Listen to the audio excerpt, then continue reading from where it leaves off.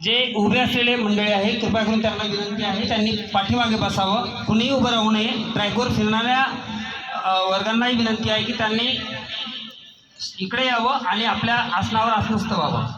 समोरचा जो काही रोल आहे हा अधिकारी वर्गांसाठी राखून ठेवलेला आहे, तर पहिला जो काही रोल आहे तो रोल सोडून पाठीमागे बसायचा आहे.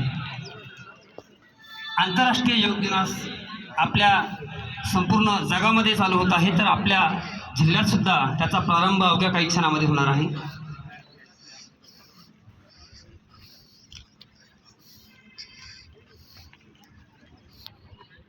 लाईनमध्ये बसायचं आहे.